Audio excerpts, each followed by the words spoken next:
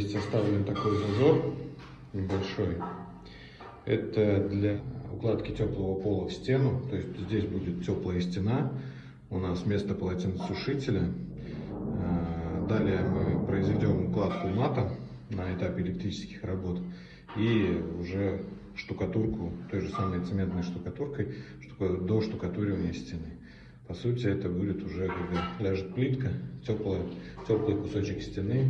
Здесь будут висеть крючки для полотенец, и полотенца будут сушиться на теплой стене.